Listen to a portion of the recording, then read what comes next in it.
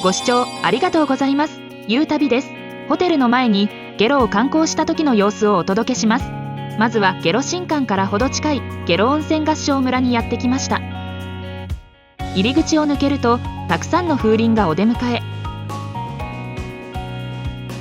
この日は風が強かったものの風鈴の音が心地よいです。ちなみに風鈴は期間限定の模様。たくさんの方が思い思いに風鈴を撮影したり音を楽しんだりとこの場に一時とどまりました。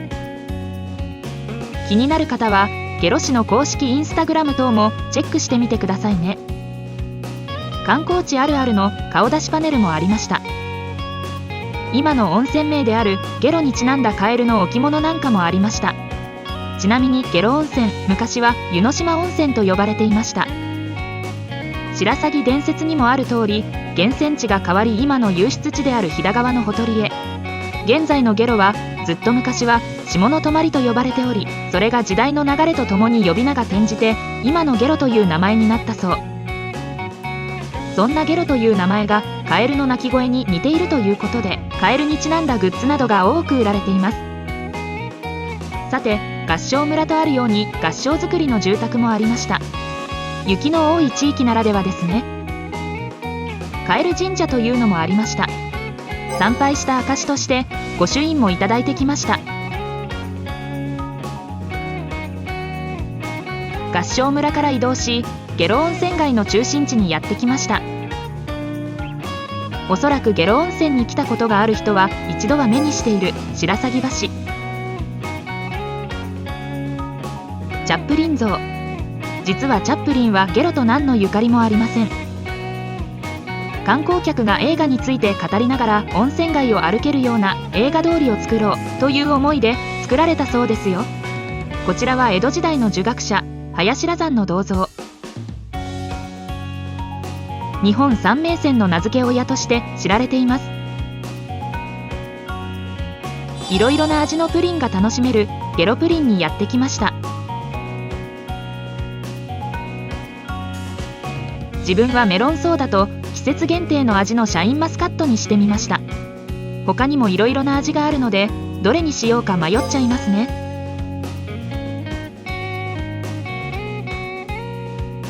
こちらがメロンソーダ。なんとなく懐かしい感じの味。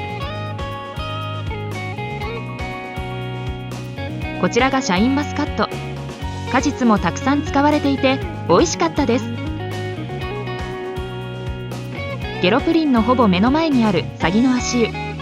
誰でも無料で利用できます。利用している方がいたので待ちまして、自分も入りました。源泉温度が55度、pH 値は 8.9 となっています。自分は平気でしたがかなり厚めなのでほどほどに。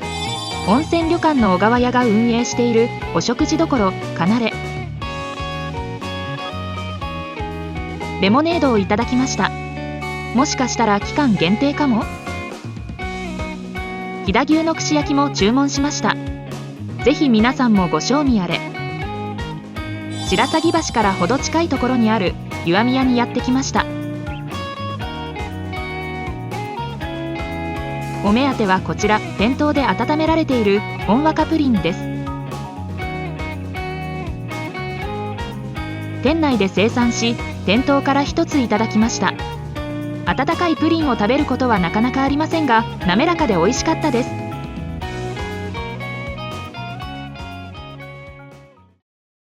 観光も一通り楽しんだのでホテルへ向かいましょう。すでに橋の向こう側に今回宿泊するホテルが見えています。今回のホテルは1932年に開業した老舗旅館です。どんな滞在になるか楽しみ。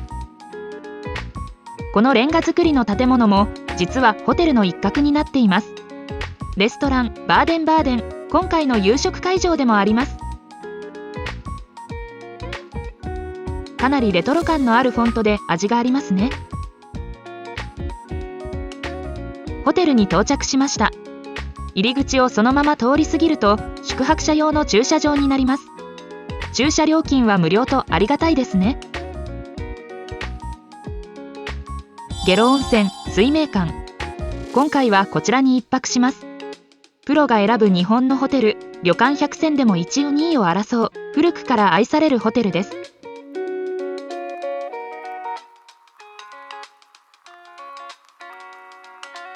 この辺りも含め施設の紹介は後ほどとしてチェックイン手続きをしましょう。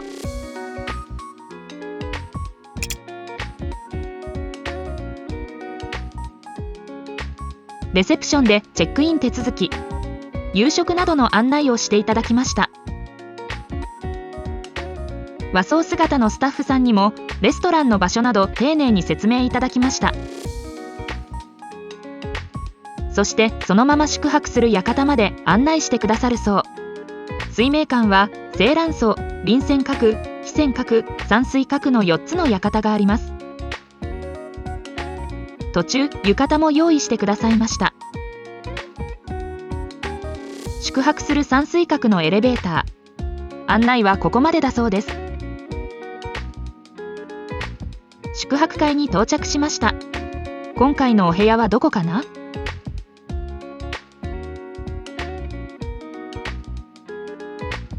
今回アサインいただいた409号室、山水閣和室のお部屋となります。鍵はシリンダータイプ。早速入室してルームツアーを始めましょう。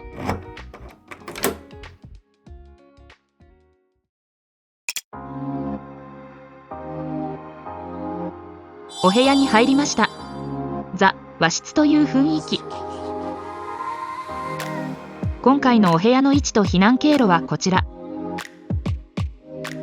玄関は上がりかまちがあるタイプですね。昔のお手洗いとかでよく見た押しボタン式の鍵。館内用スリッパが入った下駄箱も。玄関から上がったところにも小さな和室スペース。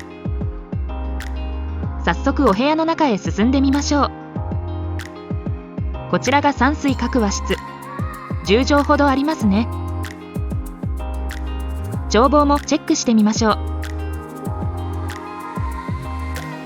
ベランダがありました。ここだけ洋風ですね。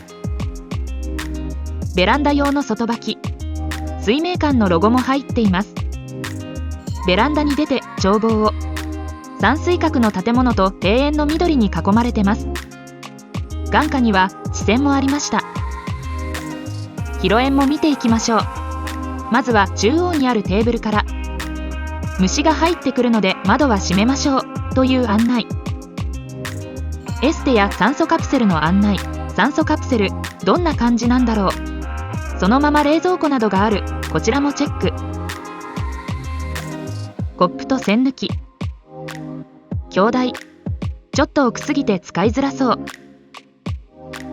鏡台の下に椅子も。冷蔵庫中身は空でした。冷凍はできないタイプ。広縁反対側も見てみましょう。お花も添えられていました。象印の電気ポットと水が入ったケトル。こちらの箱の中には湯飲みや急須、お茶が入っていました。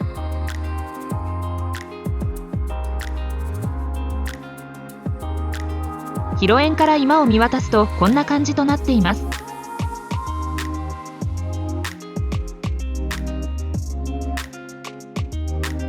床の間もチェック。歴史を感じる客室内電話機。筆記用具。メモ用紙もボールペンもホテルロゴ入り。テレビ台の下に何か置かれていますね。見てみましょう。注意事項の案内。館内への飲食物持ち込み不可なのでご注意を。ファイルの中には館内施設の案内なども入っていました。下呂温泉郷の公式アプリの紹介。観光前にインストールしておくといいかも。館内情報の案内がスマートフォンで見れるようです。大浴場の混雑状況や館内レストランの混雑状況、無料貸し出しピンなどがチェックできます。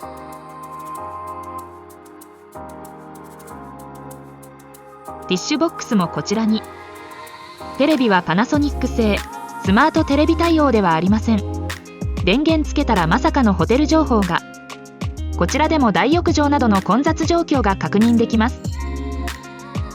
その他ホテル内にある売店等の施設情報も流れていました。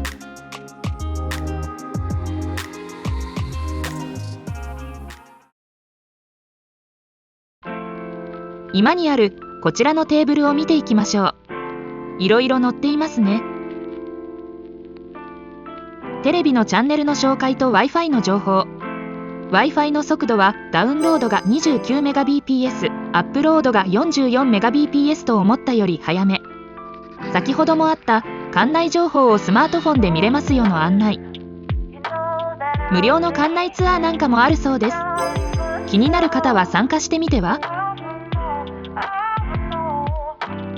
お茶受けもありました。水明館限定の水明の香りと飛騨牛せんべい、しいたけ茶。チェックイン後に用意していただいた浴衣セット。チェックイン時にいただいたこちら。山水閣と書かれた鍵。人数分いただきました。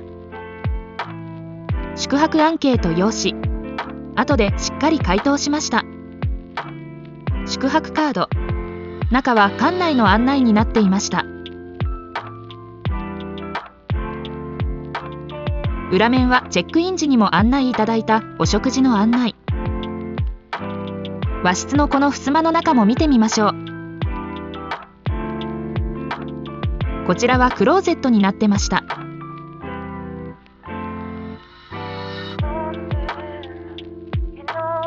除菌消臭スプレーはおなじみの清水化。浴衣の帯や陣羽織、手ぬぐい、ブラシなどもこちらに用意されていました。もう一方の襖の中には寝具が入っていました。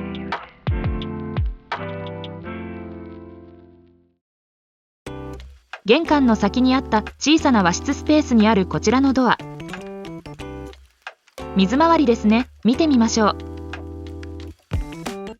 正面が浴室、左手奥が洗面となっています。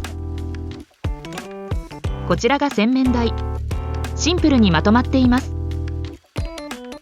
ティッシュボックスと各種アメニティ。洗面台左側に備え付けタイプのヘアドライヤーやコップ。フェイス&ハンドソープはポーラのシャワーブレイクシリーズ。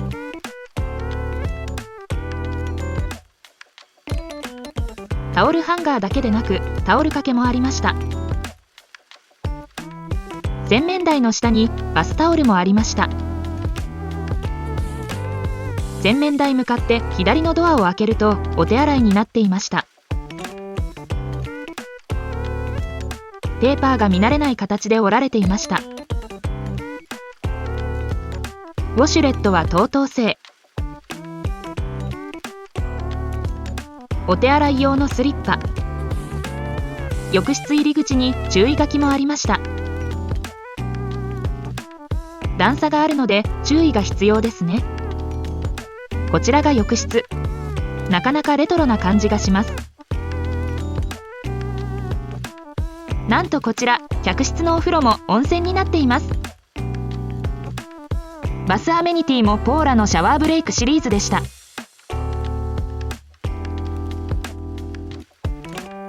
山水閣の他のお部屋はこんな感じ。こちらは非線閣の客室。雰囲気がまた違いますね。臨線閣の客室。客室露天風呂のお部屋とか魅力的です。そして離れとなる青蘭荘。客室数は5室と少なく、源氏物語にちなんだ客室名やその名にちなんだ部屋の作り、趣となっているそう。他の館とはやはり雰囲気が異なりますね。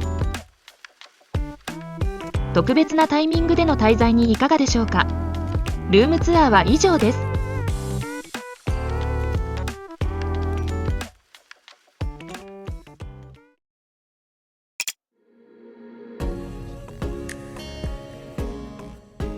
ホテル内施設を紹介していきます。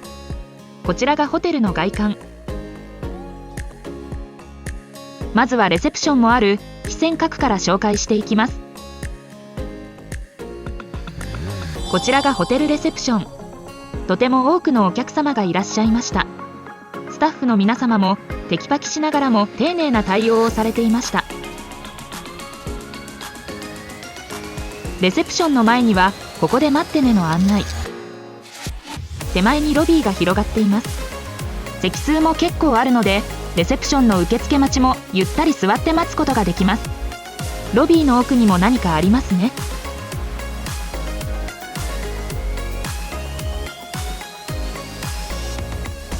奥はロビーラウンジエビアンとなっております。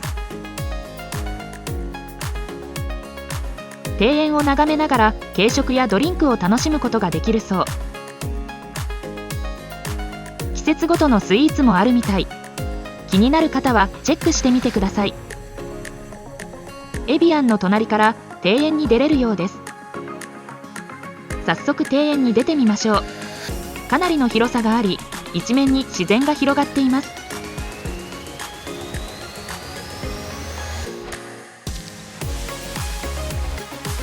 滝が流れる池には鯉も優雅に泳いでいました。なお定期的に水明館の YouTube 公式チャンネルでライブカメラも動いているようですよ。こちらはお食事会場の一つ、ダイニング時は朝食会場もこちらとなっていました。その様子は後ほどお伝えしますね。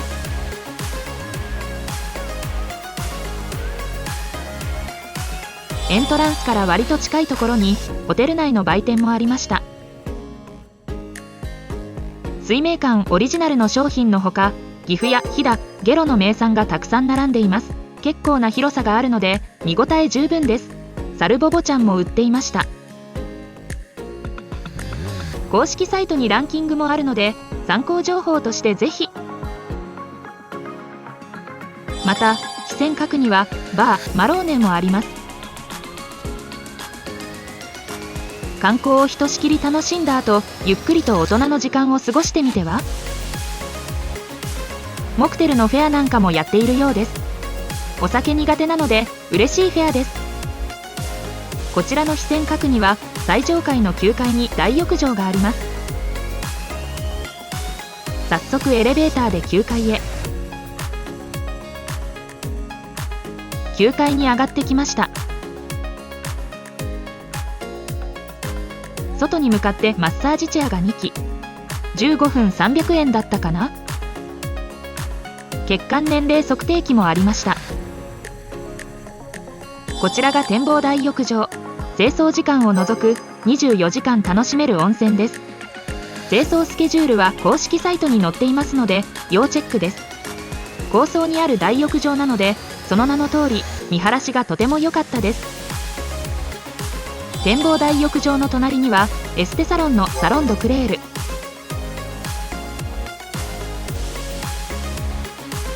バー油と国産源泉の粘土を使った贅沢なエステメニュー。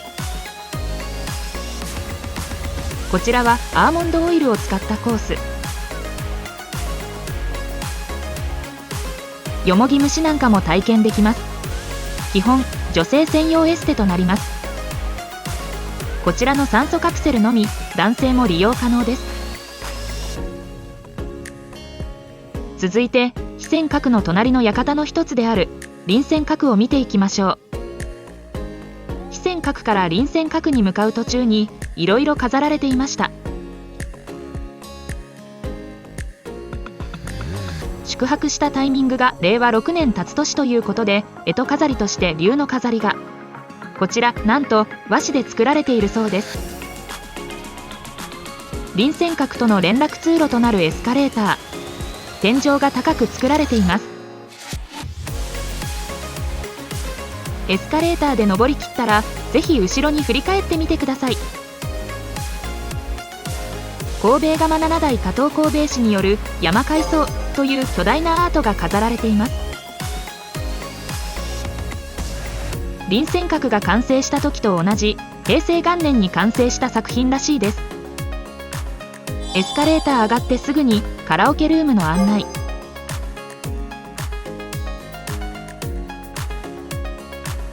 併設されているクラブジュリオン、以前はタレントショーなどもやっていたみたい。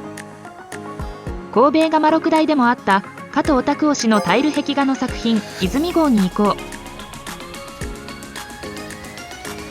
そちらの作品の正面には臨線角のエレベーターホールがあります。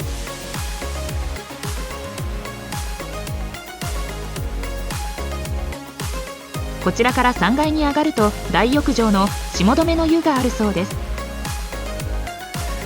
大浴場汐留の湯、ヒノキをふんだんに使った大浴場となっています。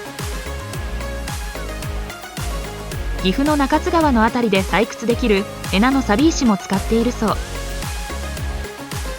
なんとこちらの汐留の湯にはサウナもあるそうです。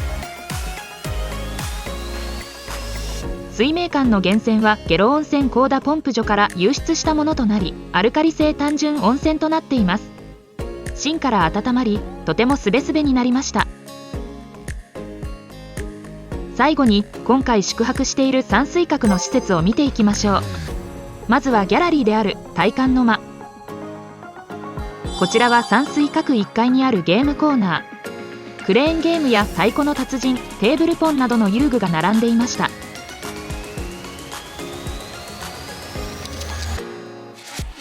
山水閣の1階に喫煙室も、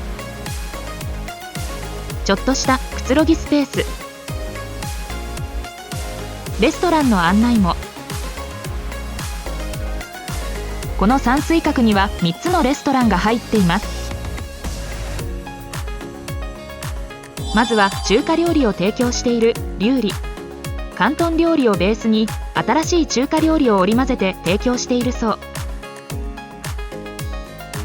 中華料理がお好きな方は夕食がこちらのプランを選ぶと良いかもですね。和食懐石となる料理茶や北の寮、飛騨牛を贅沢に使ったお料理と飛騨のお酒が楽しめるそうです。ゆっくり和食をいただきたいときはこちらがおすすめですね。もう一つは後ほどとして山水閣の大浴場前にマッサージチェア。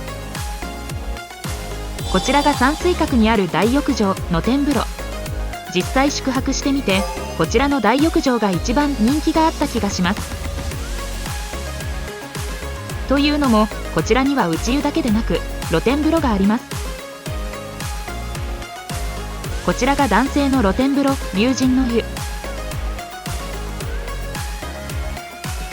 そして女性の露天風呂観音の湯、内風呂のボタン風呂。温泉でゆったりするの最高です。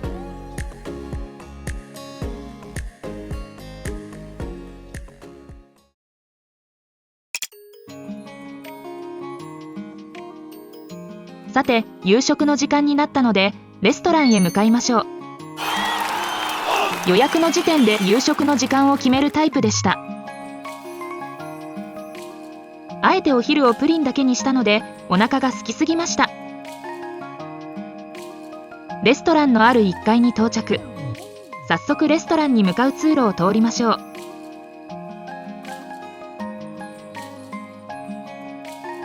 ホテル到着時にも外観が映った欧風レストランバーデンバーデン。今回はこちらでフレンチのフルコースをいただくことになっています。ちゃんとしたフレンチなんて食べるの初で緊張でいっぱい。飛騨の食材をふんだんに使ったお料理をいただけるそう。メインは飛騨牛のステーキと伺っているのでとても楽しみですね。レストランの中はこんな感じ。クラシックな雰囲気が漂います。クラフトビールのメニューもありました。お酒好きなら楽しめそう。カトラリーの使う順番どうだっけって一瞬悩みました。まずはソフトドリンクが運ばれてきました。オードブルはカツオのたたきでした。手前にナスのフォンダン、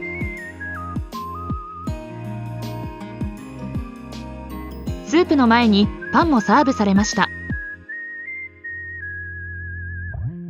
スープはパンプキンポタージュ、上にフライドオニオンとシナモンが乗っています。魚料理はバジルとオリーブでマリネしたサワラのロースト、バルサミコソースでいただきます。メインディッシュは飛騨牛ロースのグリルと飛騨の野菜ソテー、飛騨牛のだしと赤ワインを合わせたソースでいただきます。デザートはチェリーパイと紅茶のアイスでした。どのお食事も本当に美味しかったです。最後にアセロラティーをいただきました。ごちそうさまでした。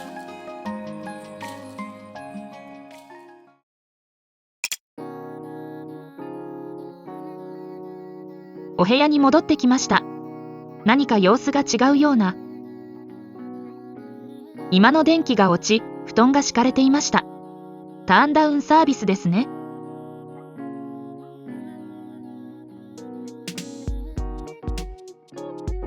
さて、事前に予約をしていたものを楽しみに行きます。臨泉閣の4階に到着しました。写真室なんかもあるみたいですね。廊下を進むと貸切風呂の案内。そう、貸切風呂を予約しました。今回予約した貸切風呂の七里の湯、60分3300円です。こちらが脱衣所。十分な広さがありますね。浴室の前にまずはこちらをチェック。ミネラルウォーターも用意されていました。タオルがあるのもありがたいですね。ポーラの女性用スキンケアも男性用スキンケアも揃っています。ブラシや T 字カミソリ、フェイス&ハンドソープも準備がありますね。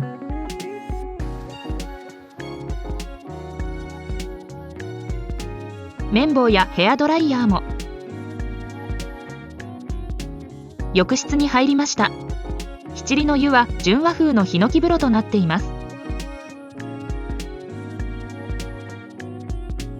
大浴場と同じく芯から温まりました。貸切風呂はもう一つ、冬季風呂の織部の湯もあります。特に七里の湯は人気ですので、予約はお早めに。さて、もう一つ予約していたものがあるので、水明クラブで受付します。大好きな岩盤浴。説明を受けます。着替えや鍵を受け取っていざ。こちらが脱衣所です。なお、岩盤浴は最大2名で60分3300円となっています。椅子も2名分置いてあります。岩盤浴でもお水をいただきました。ヘアドライヤーとフェイス&ハンドソープ。中に入りました。利用する際は石の上にタオルを敷いて横になりましょう。まずはうつ伏せでスタート。10分前後で仰向けに。中に岩盤浴の利用方法や注意事項もあるので目を通しましょう。岩盤浴でしっかり芯から温まり、そのまま部屋に戻ってすぐ寝ちゃいました。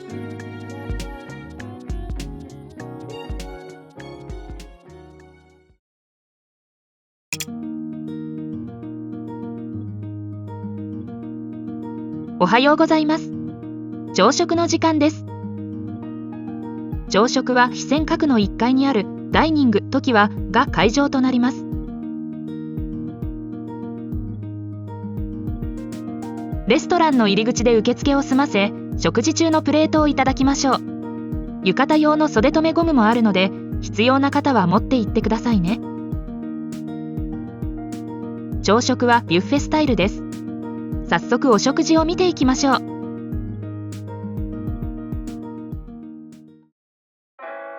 まずは納豆、焼き海苔、温泉卵、漬物、焼きナスとネバネバ野菜。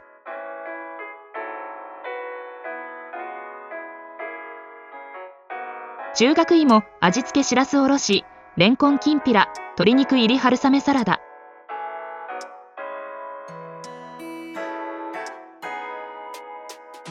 切り干し大根。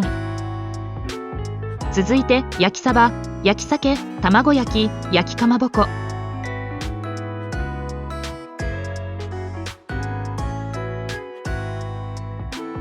小松菜の煮浸し、うの花、いんげんのごまあえ、ほうれん草の白あえ。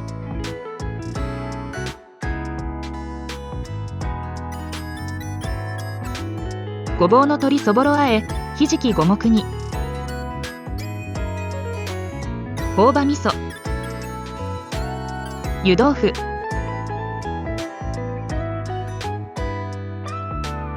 温うどん、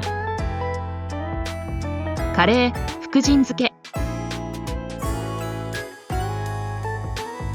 お味噌汁、おかゆ、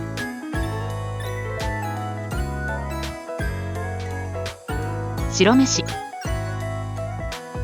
パンのコーナーとクリームコーンスープ、トースターも2機設置されていました。サラダのコーナー、結構種類多く野菜が並んでいますね。ドレッシングはごま、シーザー、コーンの3種類でした。フルーツカクテル、フルーツの盛り合わせ、飛騨高山プレミアムヨーグルト、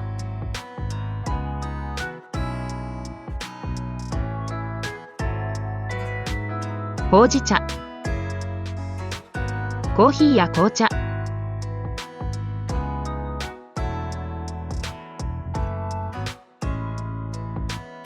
牛乳、お水、ウーロン茶、ジャスミン茶、トマトジュース、飛騨リンゴジュース、オレンジジュース、ピンクグレープフルーツジュース、ミートパスタ、肉じゃが、スクランブルエッグ、小分けは嬉しいですね。ベーコン、ウインナー、ブロッコリー、ポテトのバターソテー、フレンチトースト、プチパンケーキ、お料理持ってきました。品数はまずまずという感じかなと思いますが、お料理はどれも美味しかったです。焼き鮭の塩加減がとても好みでした。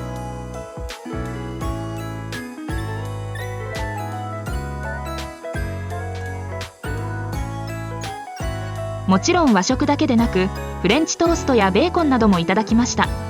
ごちそうさまでした。